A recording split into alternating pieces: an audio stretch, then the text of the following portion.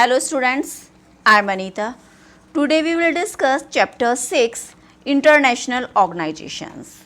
Reform the structure and process means हुआ कि प्रक्रिया और ढांचे में सुधार. स्टूडेंट्स, इसके ऊपर आज हम डिस्कस करते हैं कि जो इसका स्ट्रक्चरल ढांचा है, स्ट्रक्चर है इसका, इसमें किस प्रकार से सुधार करना आवश्यक है और किस तरह से हो सकता है, पॉसिबिलिटी दिखाई गई है. देखिए, will the case for reform has widespread support. Getting the agreement on what to do is difficult. Means सुधार होनी चाहिए.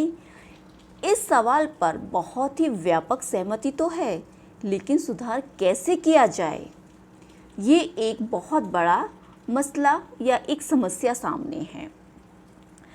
Let us examine the debates over reform of the UN Security Council. In 1992, the UN General Assembly adopted resolutions. The resolutions reflect three main complaints.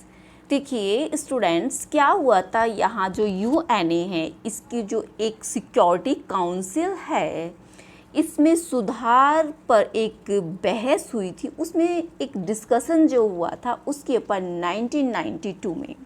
देखिए 1992 में UN general assembly adopt किया था, रिसोल्यूशंस किया था कि जो इसमें रिफ्लेक्ट्स, जो कहना चाहिए, जो स्वीकृति हुई थी कि वो तीन मुख्य बातें थी, थ्री मेन कंप्लेंट्स थी जिसके ऊपर गौर किया गया और चर्चा की गई. वो क्या थी, वो अब हम देखते हैं. First, the security council no longer represent contemporary politics realities. Means कहने का है कि जो हमारी सुरक्षा परिषद है, राजनीतिक वास्तविकता की जो नुमाइश नहीं कर सकती है उसकी, राइट, उसकी सिक्योरिटी रिप्रेजेंट लॉन्ग टाइम तक नहीं कर सकती है. Next, a decision reflect only western value and interest and are dominate by a few powers. कहने का मीन है कि इसके जो फैसले हैं, वेस्टर्न जो वैल्यूज़ हैं, मूल्य हैं, पश्चिम देश की हितों की जो छाप होती है, इन मामलों पर कुछ देशों का दबदबा, पावर भी इन मामलों में दिखाई देती है ओनली. नेक्स्ट, दबदबा जो है उसके बारे में इनके फैसलों पर चंद देशों का दबदबा होता है. नेक्स्ट है, इट्स लैक इक्विटेबल रिप्रेजेंटेशंस में जो आपकी यूएनए है, सुरक्षा परिषद है, जो काउंसिल है, उसमें बराबर इक्वलिटी प्रतिनिधि नहीं है, उसमें इक्वलिटी नहीं है, अप एंड डाउन है, कोई किसी के पास ज़्यादा पावर है, किसी के पास कम पावर है. Now in view of this growing demand for the restricting of the UN, on 1st January 1997, the UN Secretary General Kofi Annan initiated an inquiry into how the, देखिए इसमें क्या था, हमारा जो यूएनए था, संयुक्त राष्ट्र संघ में जो ढांचे में बदलाव की एक बढ़ती हुई मांग थी, तो इस मांग पर जब चर्चा की गई, महासचिव किसने की थी, कोफी अन्ना ने. कोफी अन्ना, ये नाम आपको याद रखना है. और कब की थी, 1997 में संयुक्त राष्ट्र संघ महासचिव की कोफी अन्ना ने जांच शुरू करवाई और इस पर सुधार भी किए. यू शुड बी रिफॉर्म, कि भाई किस तरह से सुधार कैसे कराए जाएं. How for instance should be security council member be chosen, और किस तरह से नए सदस्यों का चुनाव होना चाहिए, इस पर चर्चाएं हुई हैं. Next, in the years since then the following are just some of the criteria that have been proposed for a new permanent and non permanent member of the Security Council. A new member it has been suggested should be. देखिए students, इसमें क्या हुआ था, जो हमारी security council है, इसमें कुछ परमानेंट एंड नॉन परमानेंट जो मेंबर्स हैं, उनके लिए जो मापदंड है, उसमें कुछ सुझाव मतलब कि नए तरीके से नए सदस्यों के लिए किए गए हैं. वो क्या हैं, सजेस्ट किए गए हैं, किए नहीं गए हैं, भी सजेस्ट किए थे। सबसे बड़ा पहला क्या था, first a major economic power, यानी कि एक आर्थिक ताकत होनी चाहिए, बड़ी आर्थिक ताकत होनी चाहिए। मेजर मिलिट्री पावर, भाई वहाँ की सैन्य ताकत भी बहुत अच्छी होनी चाहिए। नेक्स्ट है कि आप substantial contributor to the UNA budget, और संयुक्त राष्ट्र संघ के बजट में ऐसे देश का योगदान ज़्यादा हो। The big nations term of the populations, आबादी के लिहाज से बड़ा राष्ट्र भी होना चाहिए। Are nations that represent democracy and human rights, means इसका मतलब ये हुआ ऐसा देश जो लोकतंत्र और मानवाधिकार का बिल्कुल इक्वलिटी समान हो, उसमें कोई भेदभाव नहीं होना चाहिए। A country that would make the council more representative of the world diversity, its strength, geography, economic and system and cultural clarity. Each of these criteria has some validity. Means कहने का मतलब ये है स्टूडेंट कि ये देश ऐसा हो कि अपने भूगोलिक जो ज्योग्राफिकल एंड इकोनॉमिक और सांस्कृतिक के लिहाज से विश्व में जो विविधता की नुमाइश करता हो, सब में विविधता हो, और एक क्लियरिटी है कि इसका जो मेज़रमेंट मानदंड इस प्रकार का होना चाहिए कि जो कुछ वैधता और सरकार अपने अपने हितों और महत्वाकांक्षाओं के लिहाज से कुछ फ़ायदेमंद हो, और कुछ कसौटियाँ हो, कुछ फ़ायदेमंद हो, कुछ कहना चाहिए उनकी बातों को माने, भले ही कोई सुरक्षा परिषद की सदस्यता के इच्छुक है या नहीं है, ये कोई मैटर नहीं करता है। फिर भी इस तरह की कसौटियों में दिक्कत या किसी भी तरह की कोई परेशानियां हों, इस पर even if they had no desire to be member themself, country could see that the criteria problematics. How big economic of military power did you have be qualify for the Security Council membership? हम कह सकते हैं कि भाई जो सुरक्षा परिषद की सदस्यता है उसकी मेंबरशिप के लिए किसी देश की अर्थव्यवस्था इतनी बड़ी होनी चाहिए और उसके पास इतनी मिलिट्री भी होनी चाहिए कि कोई भी राष्ट्र, एक जो संघ है उसका यूएनए, बजट में कितना योगदान कर सकता है और कितना मतलब कि उसकी जो सिक्योरिटी काउंसिल है जो मेंबरशिप को हासिल कर सकती है, उसको रख सकती है अपनी पावर में, उसका मतलब कि उसका बियर कर सकती है, उसका खर्चा उठा सकती है, और कोई भी विश्व में सबसे बड़ी भूमिका निभाने की कोशिश कर रहा हो तो उसकी बड़ी जनसंख्या उसमें किसी भी तरह की जो पॉपुलेशन है वो उसमें किसी भी तरह से रुकावट ना करे और उसमें अच्छे से अच्छा अपना रोल प्ले कर सके। अगर हम कह सकते हैं कि डेमोक्रेसी की बात की जाए और ह्यूमन राइट्स की बात की जाए तो उसके प्रति जो सम्मान की कसौटी है वो भी बेहतर होनी चाहिए, बेहतरीन रिकॉर्ड्स होने चाहिए, और देश में मतलब कि हर तरह की जो इस पर प्रभावकारी होना चाहिए, इसकी सिक्योरिटी काउंसिल के बारे में ये मेंबरशिप्स होनी चाहिए कि भाई परिषद के सदस्य के रूप में प्रभावकारी हो और अच्छा इम्पैक्ट पड़ना चाहिए, उसका अच्छा इम्पैक्ट पड़ना चाहिए। और how was the matter representations to be resolve. अब ये क्वेश्चन आता है सामने की जो प्रतिनिधि है उनकी जो प्रॉब्लम्स है किस तरह से डिसॉल्व की जाए और उसको सॉल्व किया जाए। Did equality representation in geographically terms means that there should be one seat each from Asia, Africa and Latin America and the Caribbean। देखिए हम कह सकते हैं कि क्या हुआ स्टूडेंट्स कि किस तरह से भौगोलिक दृष्टि से बराबरी के प्रतिनिधित्व होना चाहिए, या एशिया, अफ्रीका और तालनी अमेरिका और कैरिबियन के क्षेत्र एक एक सीट सुरक्षा परिषद में उनकी होनी चाहिए। प्रश्न ये उठता है, should the representation on the other hand by the region the sub region rather than continents, why should the issues equality representation be decided by the geography। यहाँ हम कह सकते हैं, देखिए स्टूडेंट्स, कि प्रश्न अब यह है कि क्वेश्चन ये उठता है कि क्या महादेश के बजाय जो दूसरे क्षेत्र रीजन हैं उनका प्रतिनिधि का आधार बनाया जाए या प्रतिनिधि का मसला भूगोल के आधार पर किया जाए। ये क्या बात है, इस पर इसका जो सोल्यूशन है वो क्या हो सकता है। मीन्स ये भी है कि जो हमारी इकोनॉमिक जो डेवलपमेंट हो रहा है उसका आधार क्या है, उसका मसला क्यों नहीं हो पा रहा, वो क्यों नहीं हल किया जाए जो हमारा इकोनॉमिक्स है।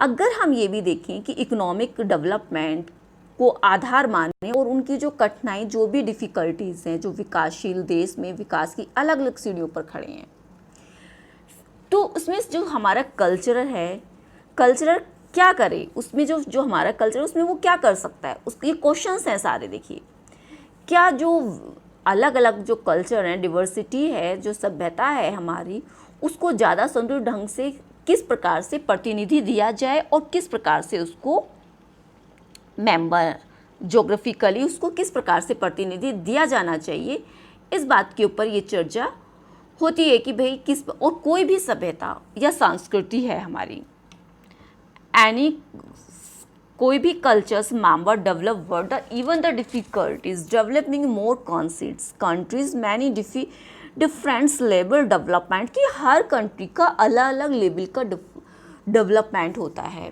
विश्व की सभ्यता और संस्कृति के आधार पर बांटकर कैसे देखा जा सकता है उसको। किसी भी कोई भी राष्ट्र है उसके अंदर विभिन्न प्रकार की धाराएं उपस्थिति, अपने अपना कल्चर होता है। शुड डिफरेंस किस तरह से उसको डिफ्रेंशिएशंस किया जाए। Civilizations which give represent the more balance way. तो ये सारी चीज़ें इसके अंदर आती हैं कि भाई किस तरह से हम स्ट्रीम को विद इन देयर बॉर्डर्स कर सकते हैं, उपस्थित उसको कर सकते हैं। अब आता है कि a related issue was the change the nature of memberships altogether. Some insists, for instance, that the veto power of the 5 permanent member be abolished. भाई वो चाहते हैं कि ये जो सबसे बड़ा जो मसला है सदस्यों का, इसमें क्या करना चाहिए। देखिए 5 मेंबर्स हैं, देखिए यहाँ पर 5 परमानेंट मेंबर हैं और इनके पास पावर है। वो चाहते हैं कि जो इनके पास पावर है उसको एबॉलिश कर देना चाहिए, उसको वीटो पावर को ख़त्म होना चाहिए, इनके पास पावर नहीं होनी चाहिए। क्योंकि बहुत लोगों का मानना है, क्योंकि इनकी जो निगेटिव लोकतंत्र है, डेमोक्रेसी है, राष्ट्र के बीच में एक बराबरी की जो धारणा में वो मेल नहीं खाता है, वो बहुत ज़्यादा डिस्टर्बेंस कर रहा है। तो यूएनए का कहना कि उचित है कि भाई इसको ख़त्म करना चाहिए, जो इनकी पावर है यूएनए की, कि जो लॉन्ग जो वीटो पावर है इसको इनको ख़त्म होना चाहिए, क्योंकि ये उचित नहीं है एक तरह से। देखिए in the security council there are 5 permanent members and 10 non permanent member. ये जो काउंसिल है इसमें 5 तो परमानेंट मेंबर्स हैं और 10 नॉन परमानेंट मेंबर हैं। 5 permanent and 10 non permanent member. अब स्टूडेंट्स इसमें क्या होता है कि जो परमानेंट मेंबर हैं, ये सेकेंड वर्ल्ड वार जब हुआ था उसके बाद इसको स्थापित किया गया था और घोषणा हुई थी, एक अनाउंसमेंट किया गया था कि जो 5 परमानेंट मेंबर हैं उनकी जो एक पोजीशंस है बहुत अच्छी है और उन्हें बहुत ही बेनिफिट है। जो हमारी सिक्योरिटी काउंसिल है उसमें जो हमारे परमानेंट मेंबर की स्थिति, उनके पास एक वीटो पावर होती है, जिसमें जो नॉन परमानेंट मेंबर हैं वो सिर्फ ओनली टू ईयर के लिए, वो क्या है ओनली 2 ईयर के लिए उनको चुना जाता है। वो 2 ईयर के लिए ओनली जो 5 परमानेंट मेंबर आर नॉन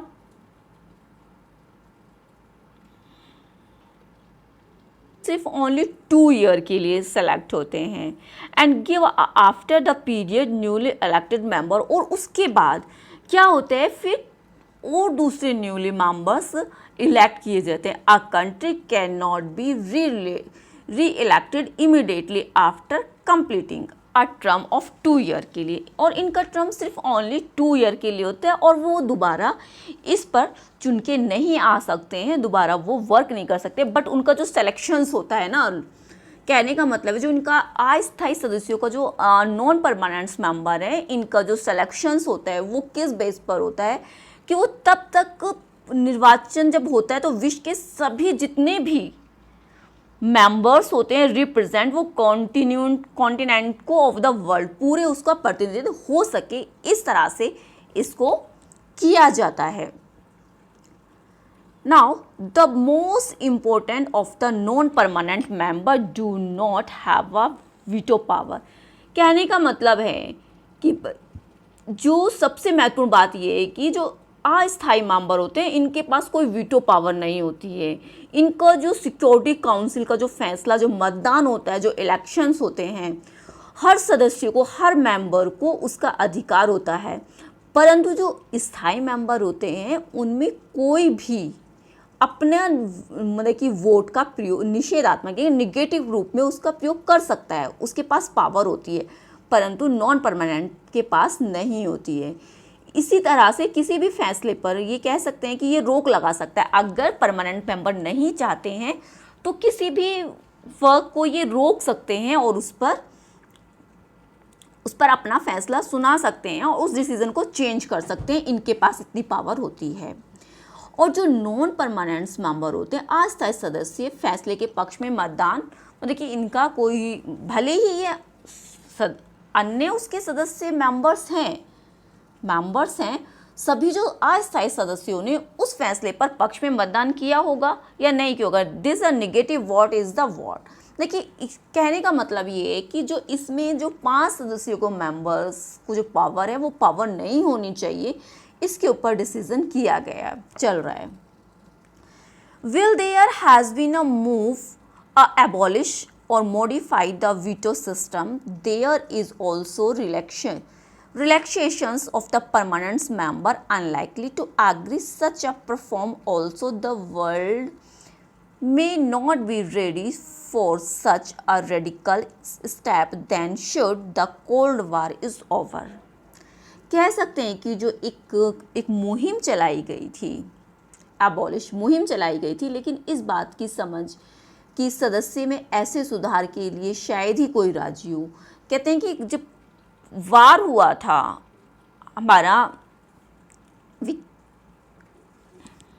हमारा कोल्ड वार हम ख़त्म ज़रूर हुआ है, परंतु उसी की तरह आज भी ऐसा है कि जो हमारी जिसके पास पावर है, अगर उसमें चेंज लाना चाहें, उसको बदलाव लाना चाहें, तो कुछ तो प्रॉब्लम्स होती है ना स्टूडेंट। वो नहीं चाहते कि उनके हाथ से पावर को खींचा जाए, उसको ख़त्म किया जाए।